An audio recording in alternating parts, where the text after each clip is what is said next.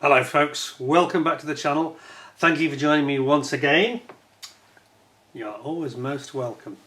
Well, today we're going to have a look at a kit that interests me and a subject that interests me, and it's the F-111D stroke F Aardvark, and it's the 72nd scale kit from Hobby 2000, which is a Rebox of the Hasegawa tooling, which actually dates back to 1989 or thereabouts.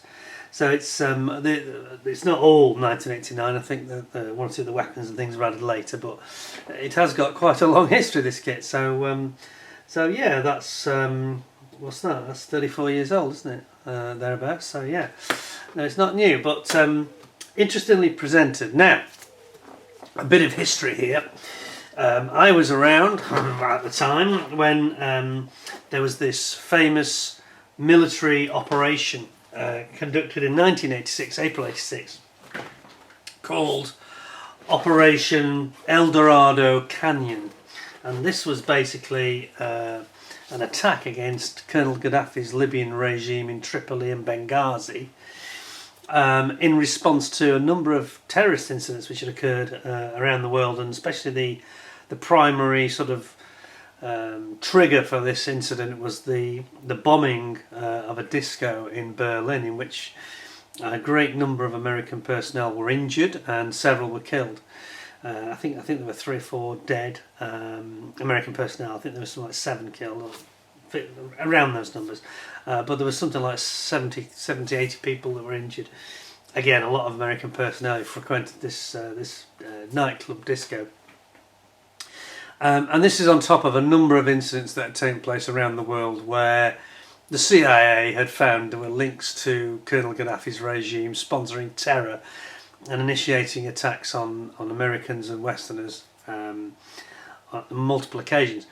So Ronald Reagan, the President of the United States, went on national TV to address the nation the night pretty much just after this attack had taken place. And it was a very unusual operation, because what happened was it was an airstrike, obviously.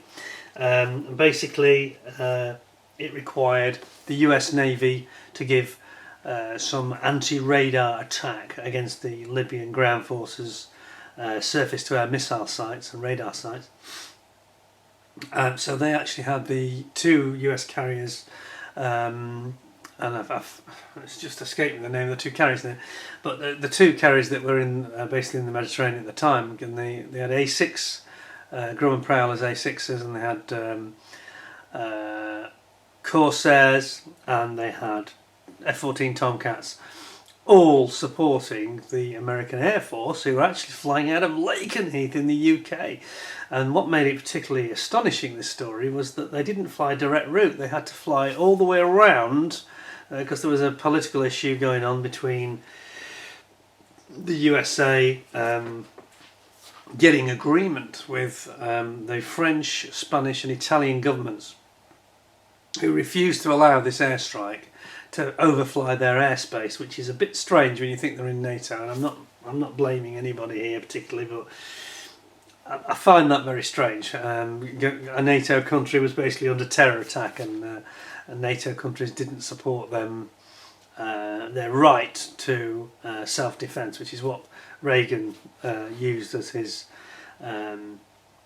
justification and legitimacy for the raid. So what actually happened is they had to fly out from Lakenheath, out over the Bay of Biscay and around Spain and Portugal, and then up past Gibraltar and up the Mediterranean. And it was an 11-hour flight, return flight, a hell of an operation.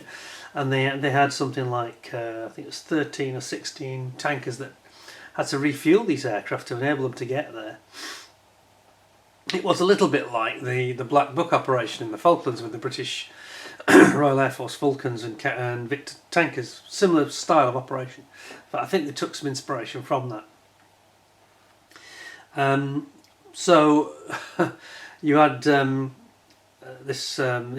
three groups of F-111s using these Aardvarks with the DF version with the laser guided bombs and the laser designator system, and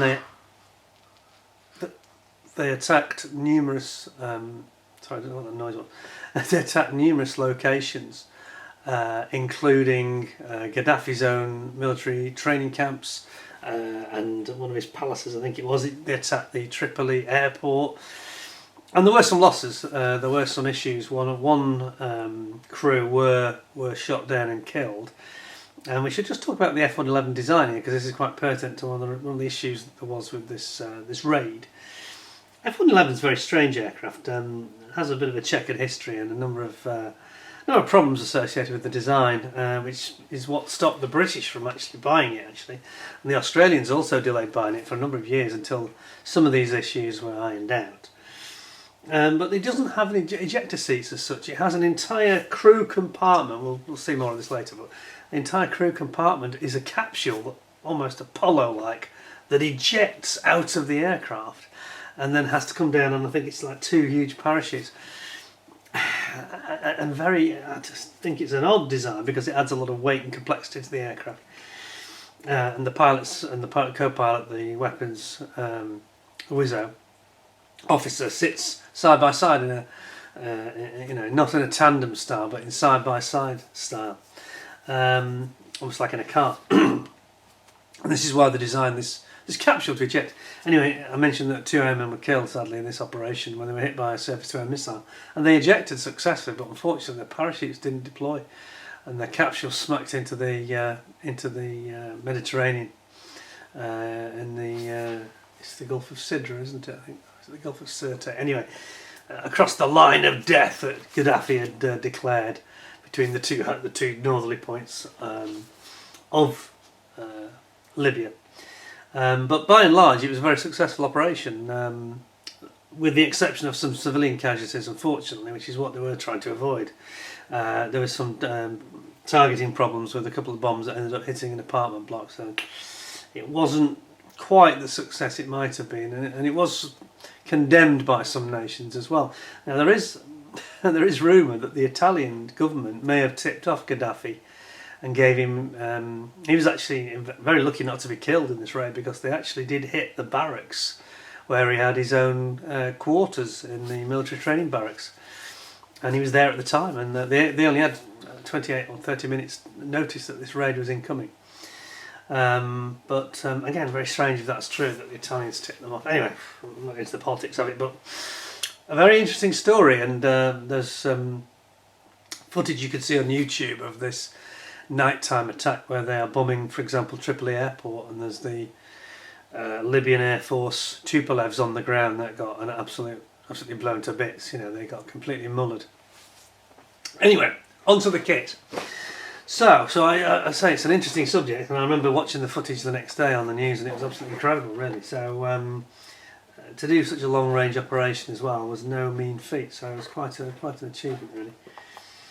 And the Libyan Air Force, by the way, didn't get any aircraft off the ground at all, and quite a lot of them were destroyed on the ground. Some of their MiG-25s, for example, were hit. A number of their air bases were knocked out, even if it was only temporary, but quite an effective operation overall. So, Hobby 2000 then. I say it's a Rebox of the Hasegawa kit.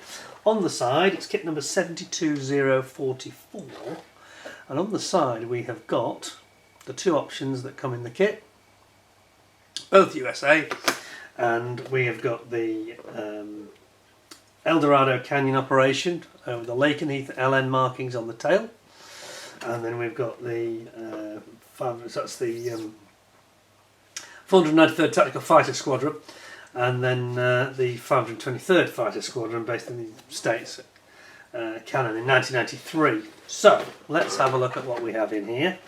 Let's see what's in the box. I should just start by saying this kit's been loaned to us by a very good friend of the channel, David, so thank you very much to him, and he has instructed me to open the bags. We've also got some Edward Aftermarket there, Edward Brassing. We've got quite a big bag, quite a lot of sprues it looks like. We've got some decals, and it's all separate stuff, but we've got masks, so it looks like quite a good package you've got here. I quite like these Hobby 2000 boxings. They give you all the things that you need, really, and they're not very expensive. So we'll pop that down there for now, I think. Just trying to not clutter up the desk too much. Right, so where to begin? I think we'll have a look at the decals first, that's what I normally do. Let's have a look, see. So we've got my US flag out here, and push the Italian flag more to the back. Anyway, just talking. Anyway, here we go. So, yeah, you've got some quite nice looking decals here. And are they cartograph? I have a feeling that they are. Does it say? Kit's made in Japan. The dated it 2021, but some of the tooling goes back much longer than that, of course. It doesn't actually say whose decals they are. I think they might be. They may just be Hasegawa's own, which is not a problem. Anyway, there we go. So we've got the low vis and the high vis markings. Actually, the low vis ones were the ones used on this Operation El Dorado Canyon. With the LN, the Lakenheath markings there. And you've got some very small, you can probably see these better than I can, very small markings. And then you've got the IFF bars on the side, and you can see the cutouts for the wing, where the wing vane goes into the actual swing wings go into the fuselage. And you've got some nice instruments there as well. Printed by cartograph, it's there. There, I was right. Explains why they look so good. Now this is in the early days of the laser guided bombs. Not the earliest days, but they were still sort of developing them a little bit in terms of using the instrumentation, etc., and the designator pod. And this aircraft has got like a designator pod, like a ventral pod, which we'll see in a minute, I'm sure. But in the meantime, we'll have a look at the N1 resin, because I think these are going to be some rather nice laser guided bombs. Let's have a little look at these.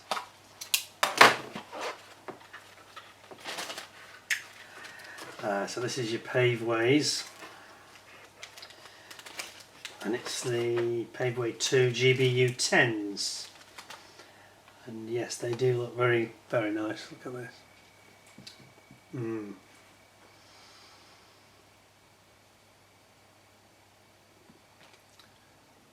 Wow. Look at that. Oh yes, those are very finely done. Now you need to cut the back bit you cut off, of course, that's just part of the resin moulding, in fact. So, there we go. And then you've got, basically you got in the bag, you've got your fins and seeker head at the front. And that's kind of it really, there's not that much to it obviously. And we've got the Aardvark guide here. Yeah, Aardvark racing guide I should say. Showing you what they're going to look like when you've completed. And then you've got the paint guide there. And just shows the parts on the back. And your assembly guide here. Seeker head, covers. That's like seeker head with and without a cover. So you get optional heads. Depending whether you're going to go in flight or not. There you go. Very impressive. So, so that's quite a good start, isn't it? A nice bit of resin. It's always very good to start with some interesting weapons. So put that back in there, and we will pop our LGB back in there. So, our owner gets it all easily recover it all. Now then, so into the meat and potatoes of it. So we've got masks there, which is great, including for the wheels, which is nice. And I mentioned the decals, we've seen those already. Pop those in there. Let's have a look at what they give you from Hobby 2000 then. So, I've got a sneaking suspicion there's not much history here. There isn't any. A bit disappointing, you know. you think about what time you are doing in terms of history. Anyway, so apart from the paint guide on the front, we get straight into it here, building up this rather peculiar. Sadly, it's not a separate piece as such, but you are building what is basically this crew capsule compartment. You've got obviously both the seats going in and fairly rudimentary instruments and stick arrangement here, and then you've got some coving that's got to go on the top of the instruments. Not overly detailed, if we're honest, for the look of it. It doesn't look spectacularly detailed, but putting that into the nose section of the aircraft and then completing your floor section. It doesn't mention any nose weight though, which is a little bit worrying. There's no mention of nose weight there at all. I'm sure you're going to need it. I'm sure you are. Anyway, then you're building up what is basically the main gear well bay and the entrance intakes, I should say, for the main engines. You've got these little fillets to go in here. Look a bit tricky, don't they? Little fillets to go in, and you've got this like a unitary system again, where the nose, a bit like that Mirage we had recently on Models Fit, the nose slots in there. I hope it's going to be a good join. That could be a problem. And then underneath you've got intakes. These are always troublesome on jets, I find, in terms of fit quality. Quite an intricate building up of the intakes, although the F-111 does have this quite a more simple sort of entry, like a sort of a half spherical or quarter spherical intake, quite a simple intake. Crescent is the word I was looking for, like a crescent shaped intake. And then you've got your gear bay doors going on there. Again, this is one of these manufacturers that it's quite a busy, segment. It's not demarked with a separate line, so it's all a little bit not difficult, but a little bit busy on the eye. Not very calming or easy to follow, particularly. A lot of, not the finest instructions we've ever seen, I've got to say. But they're clear enough, I think. Clear enough. Then you're building up this main gear. You have this almost like a trolley undercarriage, don't you? Very beefy undercarriage on the F-111. And then you're going to build up your engines. You've got your rear engine and exhaust to build up, complete with the sort of turkey feather type nozzles at the back.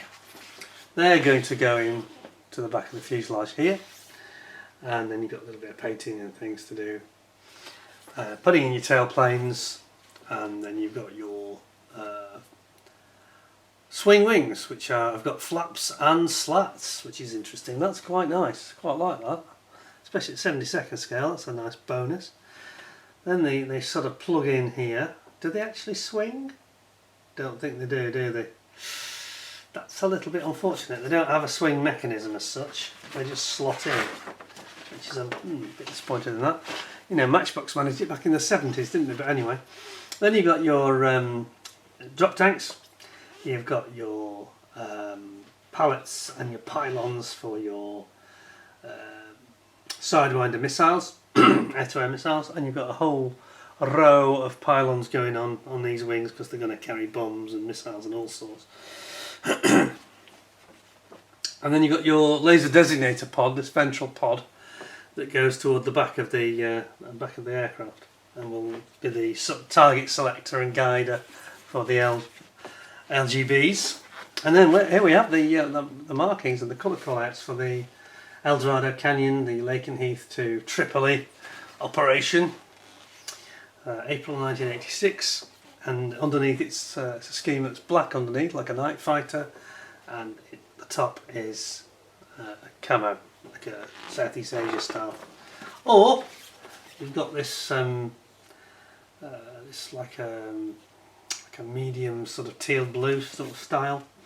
I'm not sure if that's a naval squadron or what it is actually. I don't know, it's still American Air Force. But yeah, 93. It's a later scheme, dark, like a medium to dark grey.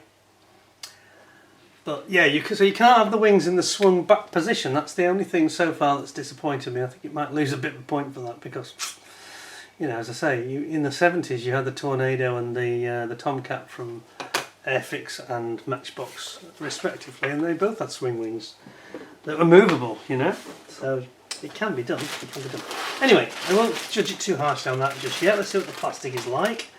I will see what this. Get it out of the bag. It's one big bag. It looks like. Oh, look away now, David. Okay. My blade's getting blunt or what? I didn't seem to clean it up, but anyway. Let's have a look. Made in Japan. Now you can tell straight away it's Hasegawa. They always say made in Japan on them. This is a bit like that Phantom from Revell that I had. That was another Hasegawa. They always have this piece of tissue inside to protect the clear part. I'm not sure how. And it says made in Japan like that. A bit curious, I thought. And then you've got your clear parts here, which can we take a look at that? I think we can. I think we can if I'm careful. I'll make sure I get a better cut this time. Yeah, that's cleaner, much cleaner. Here's the sharper bit of the blade. So basically we just got a few lights and things, but essentially it's just this one big clear part canopy, all in one section, because of course whilst the canopy does open, it's like a split. It splits with a hinge down the centre when they open up the canopy. It's not a frontal hinge. It's like almost like a Bugatti or one of these fancy cars that has this gull wing doors. Basically a gull wing window, access window. But of course this whole thing, again it's a shame they couldn't have represented that really. It just shows it closed. So as for the clarity, it's not bad. It's pretty good. It's not the greatest I've ever seen, but it's not got a lot of distortion in it. And the framing's nice actually. Yeah, that's quite nice. So I think we'll let them off on that one. That looks quite nice clear parts. Pop that back in there, it's safe. And then the rest of the plastic. So what have we got? So first of all, this is some of the later tooled parts. This is the the laser designator pod, which has like a little window in it, which is one of those clear parts. And it's like a swivelling gimbal. So this is the before they had separate underwing pods, they went for this quite clever design really. This ventral, very aerodynamic. Well, within reason. It's aerodynamic until it gets to here, and then it's a little bit bulbous, I think, for drag. But there we go. And this is the section that it sits on at the back, and it's very nicely formed plastic. I've got to say, it all looks very very well done. I always think Hasegawa has this slightly odd finish to it, like it's been hand sanded almost. Can you see that? I don't know if it's showing up there. Yeah, there it is. You can see it. It has this slightly. It's not rough, but it looks rough. When you see it close up, it looks not overly perfect, but it feels great to the touch. So it is actually smooth. It's probably just some polishing of the mould that's gone on, I suspect. That's that one. And then we've got the underside of the fuselage. See me back. There we go. Fuselage underside here. And of course it's very much the style of the era for these big twin afterburner jet engines, a bit like the Tornado with the swing wing, where you've got, you know, a high wing and the engines are effectively underslung to make the centre of gravity as good as possible and give you a high wing design, which is very stable. And then we've got these components. This is the intakes, the engines, which look pretty nice, to be honest. Can't fault those. Looks nice. This is the intake, the front intake section. Nothing wrong with that. Very good. Then we get into the front section of the aircraft, and yeah, we've got the real Aardvark shape, which is where it gets its name from, the sort of anteater look that it's got on this aircraft. Panel lines are very nicely marked out, good detail, some recessed rivets, recessed panel lines, everything you'd expect from Hasegawa really. And again, some very sharp detailing of the parts, like the nose gear leg there, which is nice. And you've got these components for the main gear here. Slightly rudimentary engine fan intakes. Yeah, but then here we've got some really nice detail, haven't we? Look at that. That's cool. Part of the main gear bay. Obviously on the other side you've got the other side of the nose section. It's got quite a. There's actually one of these in the. For those of you that don't know, there's a.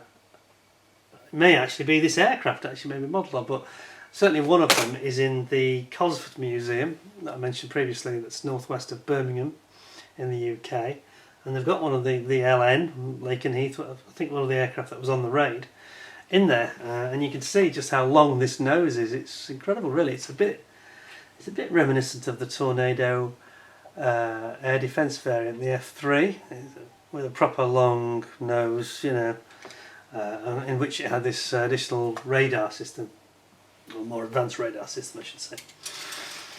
Then we have got the top of the fuselage. And a little bit of scuffing has gone on here on this, if you look carefully. Can you see that scuffing in the plastic there, around here? That's just, unfortunately, the fact that you put them all in a bag, all the sprues rubbing against each other, and we've actually got some little scratches, very fine scratches. Not a problem, it'll soon polish out. It is quite fine, but wholly avoidable, of course. And Airfix and Revell and others should take note, Hasegawa, to try and avoid doing that, because that can, see it? Yeah, that's not so good. Nothing serious there, easily corrected, but annoying because it's not necessary really. That's what happens when you throw everything in one great big huge bag, frankly. And we've got the other optional underside and for the main fuselage in the centre. We've got our big single tailplane with rudder, and then we've got these quite detailed gear bays, and we've got our great big air brake, which is just ahead of the main gear on the F-111. Yeah, I mean it's nice. I mean look at some of the detail here on these. I'm sort of dwelling on the scratches, but look at the panels and the little hatches, circular hatches there. Very nice detail on it. I mean at 72nd scale, it's a really nice kit, isn't it? Then we have got. We've actually got two sprues that are identical, so we'll just look at one of these. So we've got the drop tanks, big drop tanks, I think they're 2,000 gallons, aren't they? And then we've got our main gear wheels, and we've got our engine exhaust with the turkey feather type afterburner exhaust pipe at the back. I don't think we can get a bit closer on that one. It's quite nice, that. Quite nice. Good detail. Good detail on the pylons as well. There's all these little recessed panel lines on the pylon itself. And then we've got our engine exhaust pipes, complete with the afterburner ring. You can just about make it out if you look very carefully. Down the bottom there. And then we've got the various missiles. And of course all the pylons and the pallets and things that they have to go on. So that's another nice sprue, to be frank. There's certainly nothing wrong with that. And we've actually got a different design of exhaust. Is one open and one closed? I'm not sure if one's open and one's closed, or if these are two different variants. Let's just have a closer look at this. This is not the one I just showed you a moment or two ago. This is a different one. Doesn't want to focus. There we go, see that? Slightly different design. Yeah, these are more like your F-16 style, turkey feather style exhaust, isn't it? Jet pipe. Interesting. I mean, look at the pilot's seat, which is very small, but look at the detail on this. That's quite nice, isn't it? Very good. Yeah, I like it. And then finally, we have got similar problem again with one or two very faint scratches on this particular kit, and only down to the way it's been packed, quite frankly. You can see one or two scuffs here, see them? Bit of scuffing around there. Yeah, not so great, is it? And that's what happens when you get sprues all rubbing together. This is why Tamiya pack all their sprues, and others, not just that, but they pack them separately in separate bags, and you know, instead of trying to save the world, how about saving the kit?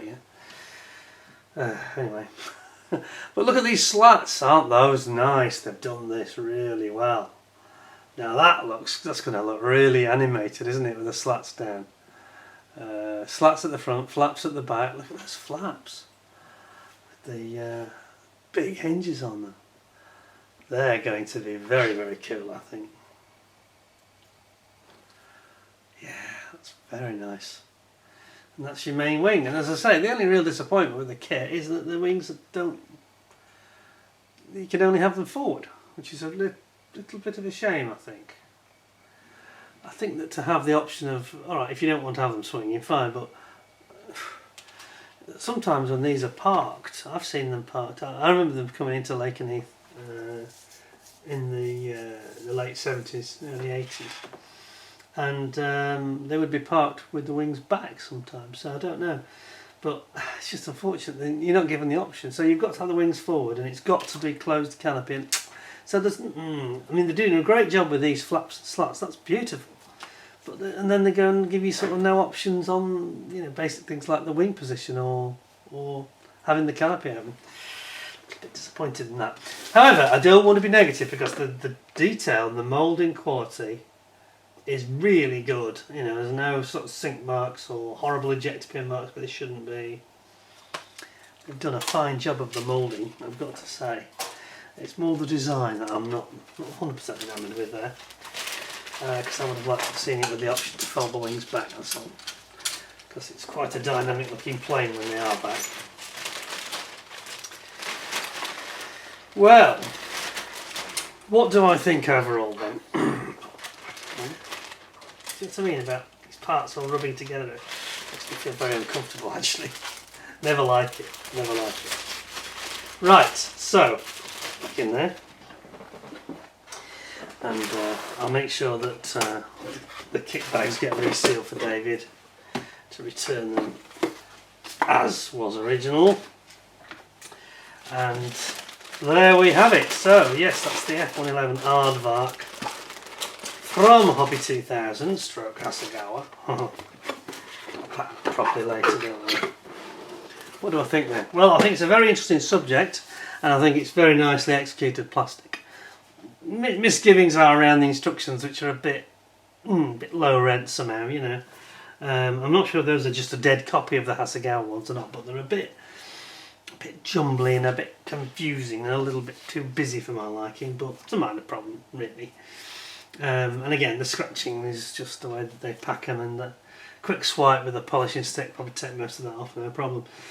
So fundamentally, there's nothing wrong with it. It's just, I would have liked to have seen this, because it's a very unusual thing where you have this gull wing windows on the canopy, which they're not representing here at all, and you've got no ability to sweep the wings back. So I think I'm going to give it 9 out of 10 overall, all things considered. If you can live with that, I would really say to you, you should get one of those, because it's a really nice kit. They're not very expensive. They're retailing out at about £37, £38, something like that. Certainly £40 mark anyway. And you get such a lot in the kit, you know, you get that, the masks that you need, so you can build the kit straight out of the box. Very nice kit. Anyway, 9 out of 10 from me. Well done, Hobby 2000. Let's see some more of their stuff. Hope you'll give me 10 out of 10 and give us a like. Don't forget to subscribe if you haven't already, because we've got so many. We've got over 600 videos now. So you ding the little subscription as you're looking down here. There'll be a little round circle with my face in it. That's the one you ding for subscription. It costs you nothing, and you get to know about all the other things that are in the back catalogue. And of course, if you ding the notification bell, notify me, you'll also get notified straight away of any new videos that are coming up very soon. So I'd recommend you do that. Anyway, in the meantime, thank you very much for watching. Hope you enjoyed it and found it interesting. Quite an interesting historic aircraft, this one, because of that raid, basically. So until next time, there's plenty more to come. Please keep your eyes peeled for more. Until we see each other again, thank you very much for watching. Please look after yourselves. Thanks a lot, and bye for now.